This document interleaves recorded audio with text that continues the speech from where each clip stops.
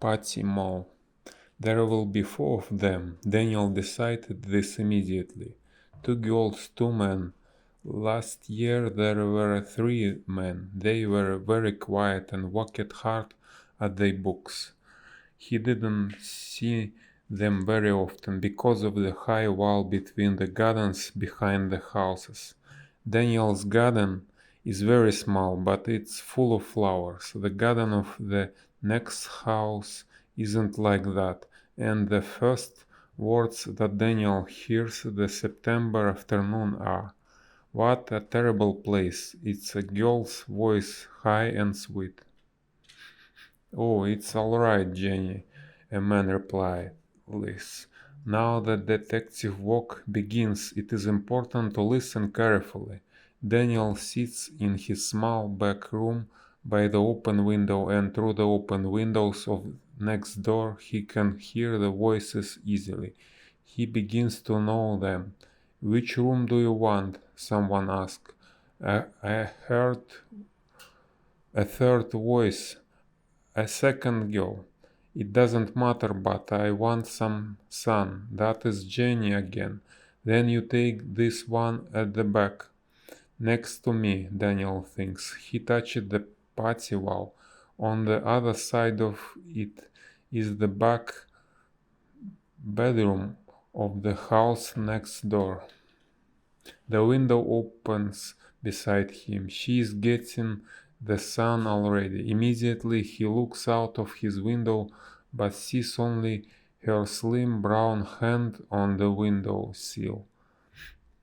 "Duncan, are you having the upstairs front room or the downstairs front room?" "Downstairs, nearer the bathroom." The window of Daniel's small back room is only about a meter away from the window of the next house. When he and his family first moved into the house, Daniel thought that he could make friends with someone through these windows, but there was always students in the other house, not families with children like himself. He doesn't know the name of the second girl, and there is no one in the fourth bedroom yet, so perhaps there will be another student later. "Anna," Duncan calls. So the second girl is Anna. Because the house is on the corner, the front door opens onto a different street from Daniel's, and he can see people when they come in or go out of the house. But the next morning he hears Jenny call from somewhere inside. "What time is Russell going to get here?" "His plane arrives at 9, Anna answers. "So Russell will be the fourth student." The quick way to school does not go past the house next door, but Daniel prefers to go to the long way. He wants to walk past the front door. He comes back that way too. No one goes in, no one comes out, but Jenny's window is open. Daniel goes upstairs. The house is silent. His mother won't be home from work until 6 o'clock, and his father until 8. He lies down on the bed and listens. Perhaps Jenny is lying beside him on her bed. There is only one possible place for the bed in these small rooms, so her bed will be by the wall like his. A door closes noisily. Someone has come in. A voice calls a man, not Duncan. "Anyone here?" But no one answers him. Russell has come home to an empty house. 10 minutes later he goes out again. The house is still empty when Daniel goes out to do some running, but when he comes back 2 hours later, there are lights on. Duncan and Russell are in their rooms, and from the garden he can hear Anna's voice in the kitchen. She is looking for bottle opener and can't find one. Then Jenny calls, "I will go next door and borrow one." Daniel is just going to run to his kitchen to find a bottle opener for her when he hears Duncan's voice now. in the kitchen too. I have found one in the cupboard. Daniel goes up to his room, sits by the open window and listens while they eat their supper in the garden.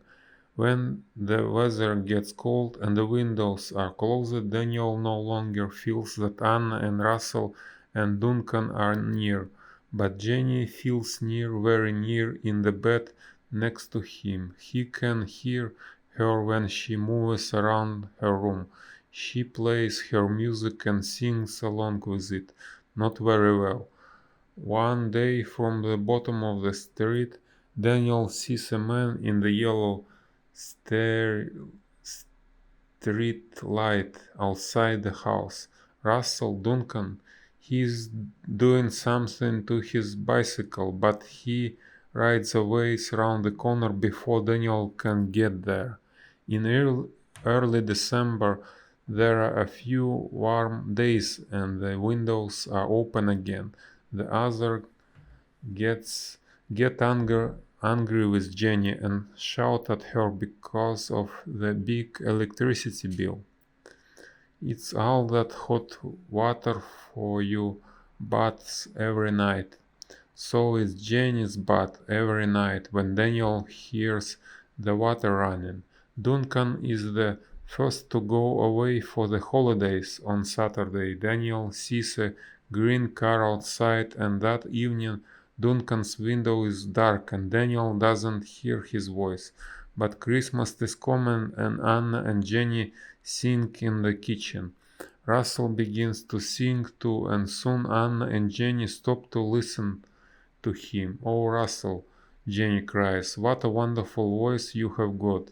Sing for us again." And Russell sings again. He must be a big man because he has a very strong, deep voice. The next day Anna goes to. It's the last day of school for Daniel. In a week's time it will be Christmas.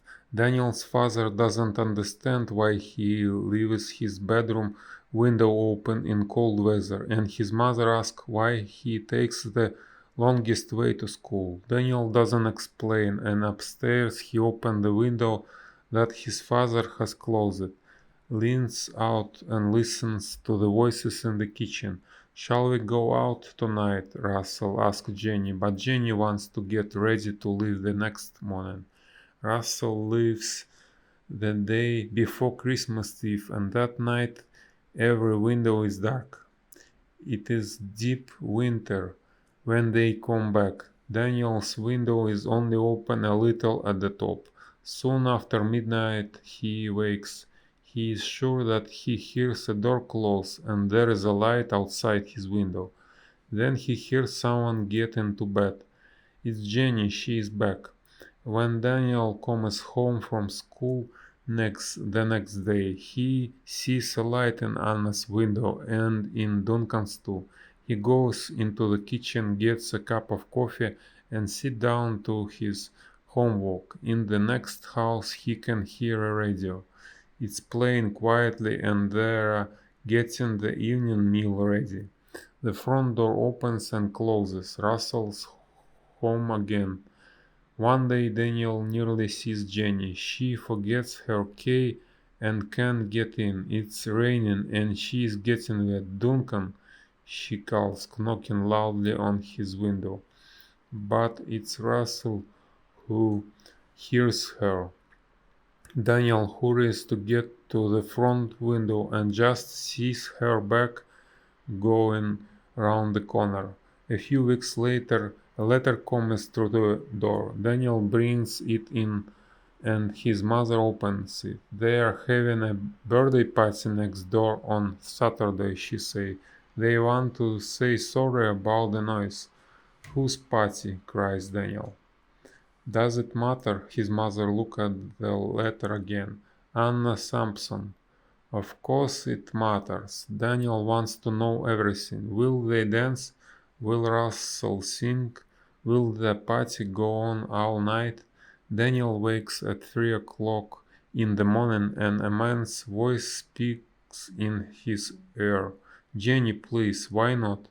He doesn't hear the answer, but the door closes and Someone goes away. Jenny closes the window noisily. When the Easter holiday comes, Duncan is the first to leave. The next day Jenny goes, then Russell. Does he leave because Jenny's gone? Anna stays. Poor lonely Annie, Daniel thinks, but she isn't alone. One day he sees a very good-looking young man come out of the house. Daniel stops feeling sorrow for Anna. One morning the green car is back at the door. Duncan has arrived. The young man has gone. Jenny is the next to come back, then Russell. In May the weather is hot. One evening Jenny comes up to her room early. Daniel leans out a little and sees her arm lying along the open window sill. She is smoking. Daniel didn't know that Jenny smoked. Then he hears the others in the kitchen. What is the matter with Russell? Daniel says, and Anna laughs. Daniel goes alone to his parents' room and looks across to Russell's window. It's dark, but Russell is in there, alone with his music. On Friday, Daniel is walking past the house and hears Russell in the garden. He is standing below Jenny's window and calling to her softly. Later, Daniel hears voices in Jenny's room. I thought you knew, Russell says. I don't know what I don't want to know, Jenny replies. There is a long silence. We haven't got much longer, Russell says. Go away, says Jenny. I want to walk. When will they all leave this year? July comes and one day Anna goes away in a red car with the young man who came to stay at Easter. On Saturday morning Daniel hears Jenny shout at someone in her room. But you said Wednesday. Well, I got the date wrong, says Duncan. Duncan? But you must stay until I leave in on Tuesday. You must. I don't want to be alone here with him. Then go out for the evening, says Duncan. And you surely don't think he is going to break your door down in the night, do you? Duncan leaves on Monday. His windows are closed. Jenny's window is open, but there is no sound from inside the room. All evening Daniel hears the sound of very slow music from Russell's room. Jenny's light comes on at midnight. The next day a taxi comes and takes Jenny away forever. It's very quiet in Jenny's bedroom. But later that evening, very late, Daniel hears a window open beside him. There is an arm along the window sill of Jenny's room, but it's a man's arm. Oh, Jenny, Russell says. Oh, Jenny, Jenny. And Daniel lies and listens to Russell crying himself to sleep on his first and only night in Jenny's bed.